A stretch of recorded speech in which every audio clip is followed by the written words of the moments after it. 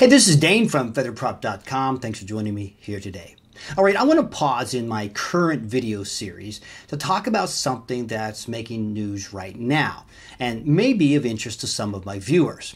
Apparently, a strange-looking statue has recently been installed at the Visitors Plaza at the UN headquarters in New York. And based on what I can find, it seems the statue was erected in or around November of 2021. According to a UN tweet, the statue is a guardian for international peace and security and is the fusion of a jaguar and eagle and donated by the government of Mexico. What seems to have gotten the attention of a lot of folks is that the statue seems to bear a resemblance to a description of a beast, which is described in the book of Daniel, chapter 7, and beginning with verse 2. I saw in my vision by night, and behold, the four winds of heaven were stirring up the great sea. And four great beasts came up from the sea, each different from the other. The first was like a lion and had eagle's wings. As the account of Daniel's vision goes on, he sees three more strange beasts come up from the sea, a sort of lopsided bear, a leopard with four wings, and then finally a very terrifying and different kind of beast with huge iron teeth and 10 horns. Now, there's been a lot of chatter on social media that the statue at the UN also resembles a beast seen by the Apostle John in a vision which is described in Revelation 13, found in verses 1 and 2. And I saw a beast rising up out of the sea, having 7 heads and 10 horns, and on his horns 10 crowns, and on his heads a blasphemous name.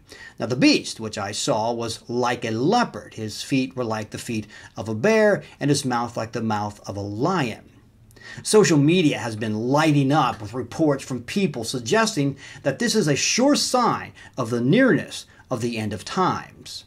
Like this video. What this is, it sits on Visitors Plaza outside the UN headquarters in New York City, and it means guardian for international peace and security. So let's talk about what this statue looks like. Revelation 13:2, and the beast which I saw was like unto a leopard, and his feet were as the feet of a bear, and his mouth as the mouth of a lion. And the dragon gave him his power. Daniel 7:3 and 4. 4 great beasts, each were different from the others, came up out of the sea. The first was like a lion, and it had the wings of an eagle. Folks, this is not a coincidence. This is a sign. We're literally living in biblical times. We are running on borrowed time. So what does it mean? Well, to the Mexican government, it's pretty clear what it means. The jaguar is one of their national animals, and the eagle is a symbol of the United States. The blending of these two symbols together is a way of them showing that they stand with us. We are one, I guess. But was this prophesied? Is it a sign that we are in the end of times? Well, let's first talk about Daniel's vision. In Daniel 7, we're told that Daniel was troubled by what he had seen, and so he asked, who is probably an angel who was nearby, what his vision had meant. He was told that the vision represented 4 coming kings or kingdoms which would arise. Now, almost without exception, evangelical scholars agree that the 4 beasts represented 4 very influential kingdoms that the Jews would have to deal with. The Babylonian kingdom, the Medo-Persian Empire, the conquests of Alexander the Great, and finally the Roman Empire. Now, all 4 of these kingdoms rose to power and either transferred their glory to the subsequent kingdom or fell, as in the case of the Roman Empire. But they're no longer here. Daniel's vision, though it was a vision for his future, is now in our past. But what about the book of Revelation? Is the statue in New York something that might be compared to what John saw? Well, let me first say that there seems to be a connection between what John saw in his vision and what Daniel saw in his dream. John saw a single beast, but it had characteristics from the 4 beasts that Daniel saw. John's beast was like a leopard and had feet like a bear and a mouth like a lion, and it had 10 horns.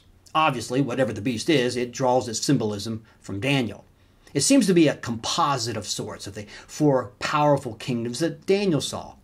But what does it mean? Well, we're told that the beast that John saw had a very specific purpose, and that is to make war with the saints. If the book of Revelation was written as early as many think that it was, then there's little doubt who this beast represented. Quite early in the life of the church, Caesar Nero led a vicious campaign of persecution against the church. It could easily be said that he made war with the saints. Incidentally, when Caesar Nero's name is translated from Greek to Hebrew, the numeric value of that name becomes 666. But he's not the only king or kingdom to declare war on the saints of God. A number of other Roman emperors who followed Nero also persecuted the church. Islamic rule rose to power in the 7th century, and Christians were often persecuted by that new faith. The Roman Catholic Church persecuted believers during the Middle Ages, and as Protestantism came to life, they persecuted the Anabaptists. During the 1700s, there was a significant persecution of Protestants in France. And as communism came into the picture, open season was often declared on Christians by the Marxist governments. Today, it's still very dangerous to be a Christian in places like Somalia or Afghanistan and, of course, North Korea.